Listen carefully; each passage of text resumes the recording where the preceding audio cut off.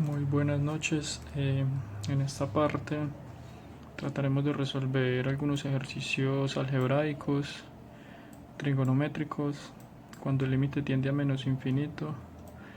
Aplicaremos la definición rigurosa del límite y demostraremos el valor de una variable para que la función cumpla la hipótesis del teorema de Bolzano. Procedemos a resolver los ejercicios algebraicos. Entonces tenemos que el ejercicio A es el límite cuando x tiende a 2 de la raíz cuadrada de x al cuadrado más 3x más 4 sobre x al cubo más 1. Entonces lo primero que hacemos es reemplazar la variable por el 2 y vemos que acá el límite cuando x tiende a 2 de la raíz cuadrada sería de 2 al cuadrado más 3 por 2 más 4 sobre 3 al cubo más 1. Entonces vemos que al hacer esta operación el límite existe, el límite no se nos indetermina, entonces nos da raíz cuadrada de 14 sobre 3. En el siguiente límite tenemos cuando el límite tiende a 2 de toda esta expresión. Entonces al reemplazar acá nos da de que el límite es infinito, en este caso el límite no existe. Pues lo que nosotros tratamos de hacer fue resolverlo para ver si hallamos alguna respuesta en donde el límite no, si existiera y no fuera infinito. Pero vemos que en este caso tenemos una diferencia de cubos en el denominador y aplicamos la forma de a menos b por a al cuadrado más a por b más b al cuadrado. Eso lo aplicamos como si fuese la conjugada y procedemos a hacer toda la operación y nos queda esta expresión de acá abajo. Pero entonces el límite sigue sin existir. Si reemplazamos el 2 en cada una de las variables nos va a dar lo mismo de arriba. Entonces el límite desde el inicio, el límite no existe. De lado tenemos los ejercicios trigonométricos. Vamos con el A. El límite cuando x tiende a pi medios de pi medios menos x sobre coseno de x. Entonces lo que hacemos es reemplazar la variable por pi medio y nos da 0 sobre 0, una forma indeterminada. Entonces lo que hacemos en este caso sería un cambio de variable. Entonces decimos que u, en este caso yo llamé u mi variable, es igual al numerador pi medios menos x. ¿Sí? Entonces decimos que si x tiende a pi medios, entonces ¿a cuánto tiende u? Entonces si en este lado hacemos el cambio acá en esta parte, si hacemos el cambio pi medios menos pi medios, eso sería 0, o sea que u sería igual a 0, que es acá, o sea que u tiende a 0. Entonces ya reescribimos nuestro ejercicio con la nueva variable, ¿sí? Dice el límite cuando u tiende a 0 de u sobre el coseno. Fíjese que acá tenemos una x, pero acá no podremos escribir x, tendríamos que reescribirlo en términos de u. Entonces lo que hacemos es en este lado es despejar x. Como x está restando, pasaría al otro lado a sumar. Entonces quedaría x más u es igual a pi medios. Entonces acá, continuamos acá, x igual a pi medios menos u. Ese sería el valor de x, que es el que tenemos acá. Y eso sería igual al límite cuando u tiende a 0. Hay una razón trigonométrica de la suma y de la resta que nos dice que cuando el coseno de a menos b es igual al coseno de a por el coseno de b más el seno de a por el seno de b. Eso es lo que aplicamos acá. Como tenemos el coseno de pi medios menos u, lo tomamos como la diferencia y lo que hacemos es coseno de pi medios por el coseno de u más el seno de pi medios por el seno de u. Si nosotros resolvemos este coseno de pi medios en la calculadora nos da 0 y 0 por coseno de u da 0. Si resolvemos este seno de pi medios en la calculadora nos da 1 y 1 por seno de u me daría seno de u y 0 más seno de u me daría seno de u, que es lo que tenemos en esta parte. Entonces el límite cuando u tiende a 0 de u sobre seno de u. Hay una propiedad de la potenciación que dice que si tenemos a sobre b, todo eso elevado a una enésima potencia, lo podríamos escribir como b sobre a elevado a la menos enésima potencia, que es lo que hacemos acá. Hacemos el cambio, lo elevamos a la menos 1 y esto es lo que obtenemos. En los límites hay una propiedad que si tenemos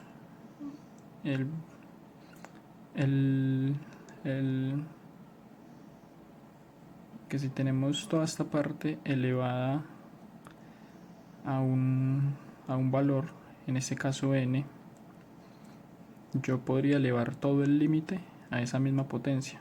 En este caso tenemos toda esta parte elevada a la menos 1, lo que yo hago es elevar el límite junto todo a la menos 1. Y recordando el límite de cuando x tiende a 0, de seno de x sobre x, eso tiende a 1. Entonces es lo mismo que tener el límite de u cuando tiende a 0 del seno de u sobre u, eso tiende a 1. Y 1 elevado a la menos 1, el resultado sería 1. Vamos con el punto b del segundo punto. Nos dice que el límite cuando x tiende a 0 de la raíz cúbica de coseno de x menos 1, todo eso elevado al cuadrado sobre tangente de x. Hacemos lo mismo que en el ejercicio anterior, reemplazamos las variables, en este caso x la reemplazamos por 0, eso nos da una forma indeterminada. Entonces lo que hacemos en este caso sería de llevar nuestra expresión a términos de senos y cosenos. Hay una razón trigonométrica que es tangente igual a seno sobre coseno. Empezamos a reescribir nuestro límite. Entonces tenemos el límite de x cuando tiende a 0 de nuestro numerador. En el denominador ya no tendríamos tangente sino seno de x sobre coseno de x. A esto le aplicamos productos de extremos y medios y así nos da esto. El límite cuando x tiende a 0 de coseno de x por la raíz cúbica de coseno de x menos 1, todo esto elevado al cuadrado sobre seno de x. Fijándonos en esta parte, si yo invierto, si yo pongo el 1 adelante menos coseno de x, pues no afectaría, lo podría escribir de esa forma. Entonces ya por este lado tengo límite cuando x tiende a 0 de coseno de x, todo esto sobre dentro de una raíz cúbica, teniendo en cuenta que el seno de x está por fuera, yo lo ingreso a la raíz cúbica, tendría que regresarlo como seno al cubo de x para poder ingresarlo a esa raíz, y lo multiplicamos por la conjugada de, hay una propiedad, una identidad pitagórica que me dice que el seno cuadrado de x más el coseno cuadrado de x, eso es igual a 1. Entonces, si yo tengo 1 menos coseno de x elevado al cuadrado, yo lo podría multiplicar como por 1 más coseno de x todo eso elevado al cuadrado, multiplicarlo y dividirlo pues para que nuestra expresión no se altere. Entonces empezamos a multiplicar, lo que hacemos es multiplicar en esta parte coseno de x por la raíz cúbica. Si multiplicamos esto nos da una diferencia de cuadrados, entonces nos da que 1 menos coseno cuadrado de x, todo eso elevado al cuadrado. Y abajo pues reescribimos lo que teníamos. Acá el límite cuando x tiende a 0 del coseno de x. Bueno, pero entonces devolviéndonos un paso, acá en esta parte 1 menos coseno cuadrado de x, como habíamos dicho anteriormente, es lo mismo que tener seno elevado a la 4 de x. ¿Por qué seno? Porque 1 menos coseno de x es lo mismo que tener seno cuadrado de x, y como están elevado al cuadrado, entonces sería seno elevado a la 4 de x. Entonces acá ya vemos de que la expresión, el seno del denominador, se nos va a cancelar, que esa es la que nos genera la indeterminación. Entonces escribimos esta parte acá, el coseno de x por la raíz cúbica del seno elevado a la 4 de x sobre seno a la 3 de x por 1 más coseno de x al cuadrado. Entonces, como vemos, como habíamos dicho anteriormente, este 4 que está elevado, el seno que está elevado, se nos va a cancelar con el seno del cubo de abajo. Entonces, ¿qué nos va a quedar?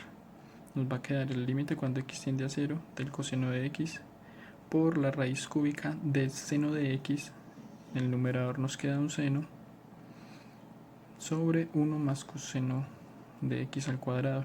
Entonces, como ya vimos, el seno del denominador se nos eliminó, que eso era lo que estábamos buscando, que eso era lo que hacía que este ejercicio se indeterminara. Entonces ya lo último, reemplazamos. Tenemos que el límite cuando x tiende a 0, coseno de 0, por la raíz cúbica es de seno de 0, sobre 1 más coseno de 0, todo eso elevado al cuadrado. Y tenemos de que el límite cuando x tiende a 0 de 1 coseno de 0 es 1 por la raíz cuadrada seno de 0 me da 0, 1 más coseno de 0, coseno de 0 me da 1, 1 más 1 me da 2, 2 elevado a la 2 me da 4.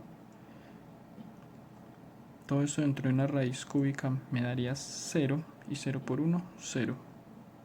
O sea que podemos decir, concluimos de que este ejercicio B, todo este ejercicio es igual a 0.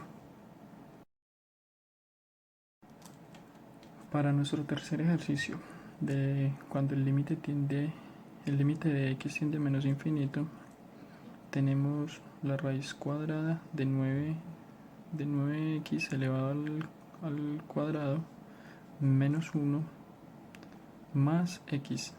Todo eso sobre la raíz cúbica de 8x elevado al cubo más 4x menos 2 más 2x.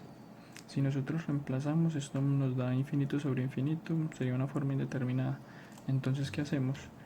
Debemos verificar la variable, el mayor exponente, nuestro grado mayor. En este caso no es 2, tampoco es 3, porque están dentro, arriba estaría dentro de una raíz cuadrada, abajo dentro de una raíz cúbica, lo que hace que nuestra variable de mayor grado sea x elevado a la 1. Entonces tenemos por este lado que el límite cuando x tiende a menos infinito, tenemos nuestras expresiones y lo que hacemos es dividirla por x, tanto en el numerador como en el denominador. Entonces lo que seguimos y tenemos que el límite cuando x tiende a menos infinito, entonces lo que hacemos es repartir la x. En este caso la x la escribimos acá en toda la raíz y dejamos una x por fuera de la raíz, y igual acá en la parte del denominador. Entonces en el siguiente paso lo que hacemos es ingresar esta x dentro de las raíces. Pero entonces acá en este anexo nos dice claramente de que la raíz cuadrada de x elevado a la 2 es igual al valor absoluto. Eso yo lo podría tomar como x solamente, porque el valor absoluto es una distancia y siempre será positiva. Entonces tenemos que el valor x, perdón, son los números menores a 0, porque estamos evaluando el menos infinito. O sea que x será menos infinito. Por lo tanto, la raíz cuadrada de x elevado a la 2 nos va a dar menos x, porque estamos evaluando hacia el menos infinito. Si yo hago transposición de términos, me queda x igual a menos x al cuadrado, que eso es lo que estamos buscando para poder ingresar esa x dentro de las raíces. Entonces, acá, como pueden observar, acá tenemos esta x y la x del denominador. La opero como aparece acá en el anexo. Entonces me queda que menos la raíz cuadrada de x elevado a la 2 y menos la raíz cúbica de x elevado a la 3. Eso ya lo podría escribir dentro de una sola raíz, que es lo que se hizo acá en el siguiente punto. El límite cuando x tiende a menos infinito, toda la raíz cuadrada. Entonces ya ingresaron las variables, ya ingresaron. Y hay una propiedad de los límites cuando tienden al infinito, de que si yo tengo k sobre x, eso me es igual a 0. Si yo tengo k sobre x, un valor k, cualquier entero, cualquier número sobre x, eso me da 0. Entonces, en este punto lo que hacemos es, esos valores van a tender a 0. En esta parte, como tengo x al cuadrado sobre x al cuadrado, esas x pues se cancelan, eso me generaría 1 y 1 por 9 me da 9. Menos esto sería 0 más x sobre x. Esta x, ¿por qué no la eleve al cuadrado? Porque no tiene una raíz, entonces no hay necesidad de ingresarla a ninguna raíz, entonces queda así x. Esto sería 1. En la parte de abajo tengo x al cubo sobre x al cubo, eso también es 1, 1 por 8, 8, más, acá en esta parte, yo tengo 4x sobre 4 al cubo. Si yo cancelo un x, el de arriba, con un x de acá abajo, me quedaría 4 sobre x a la 2. Eso me va a ser igual a 0, siempre va a ser igual a 0. En esta parte también. En esta parte tengo x, 2x sobre x. Las x me harían un 1, 1 por 2, 2. Entonces ya reescribimos acá los valores que nos quedaron y nos quedan dentro de la raíz cuadrada 9 menos 0 y por fuera más 1. Dentro de nuestra raíz cúbica, en el numerador, 8 más 1 menos 0 y por fuera más 2. Entonces operamos, nos dice que el límite cuando x tiende a menos infinito de menos raíz cuadrada de 9 más 1 sobre menos raíz cúbica de 8 más 1, eso sería raíz cuadrada de 9 sería 3, raíz cúbica de 8 sería 2. Acá tenemos el paso, menos 3 más 1 y menos 2 más 2. Arriba sería, operamos y me queda menos 2, abajo me quedaría 0.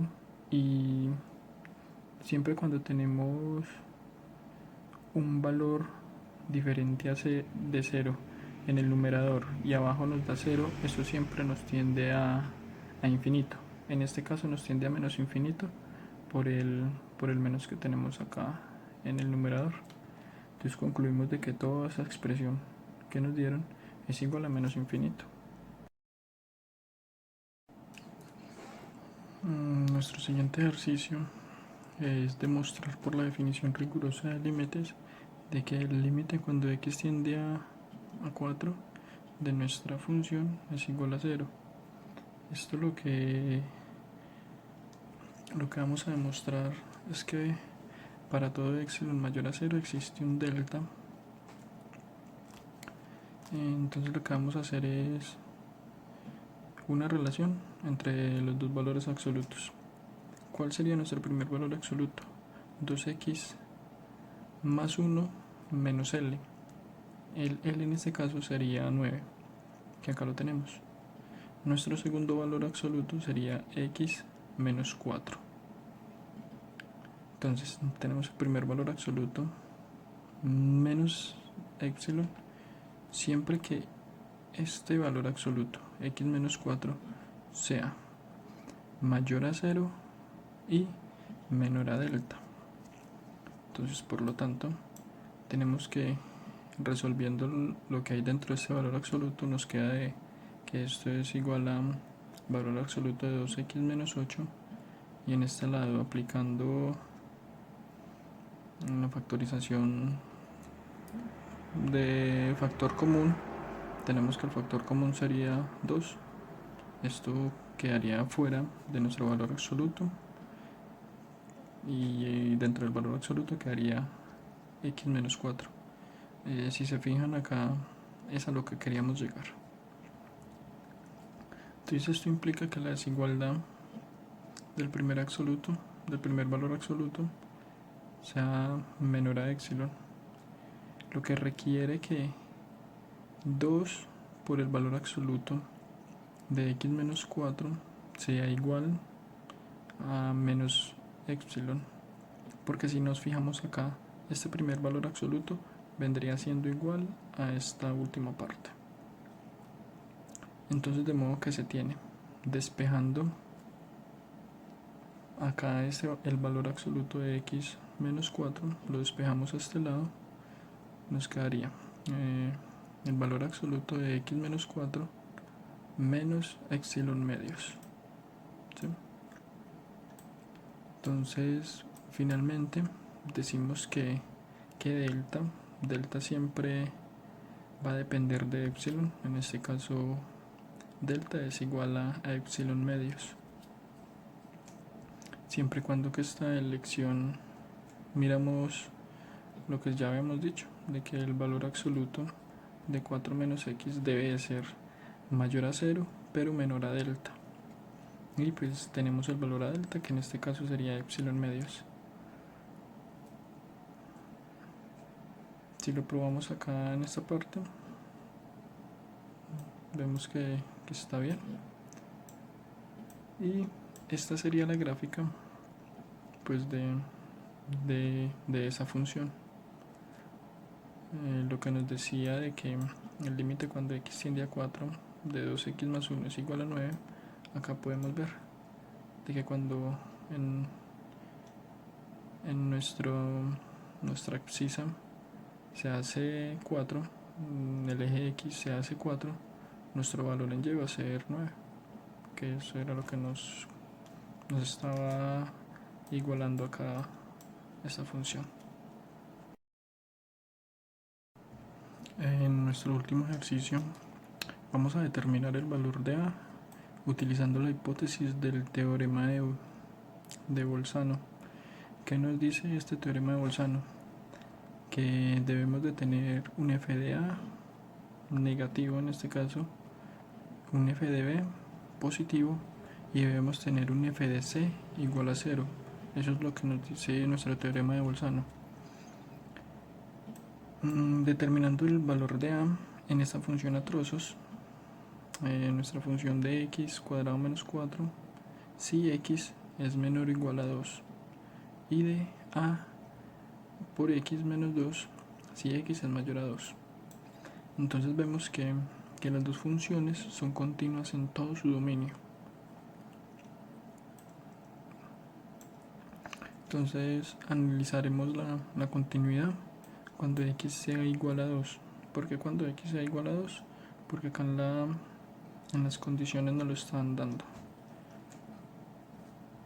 Cuando x sea igual a 2, que pertenece al intervalo cerrado de 1,3. Este intervalo no lo habían dado al principio, para que nos preguntaban de que para que esta función sea continua en ese intervalo. Entonces, para que eso se cumpla, debe de cumplir las tres condiciones de continuidad. ¿Cuáles condiciones? De que f de c esté definida, de que el límite cuando x tiende a c exista y de que esas dos sean iguales. Entonces tenemos de que f de c, en este caso nuestro c es 2, el x, lo reemplazamos en nuestra primera función y nos da 0, o sea que existe. La segunda condición es el límite de x cuando tiende a c de la función. En este caso tomamos los límites laterales de c, que es 2, por medio de una recta numérica podríamos situar el 2.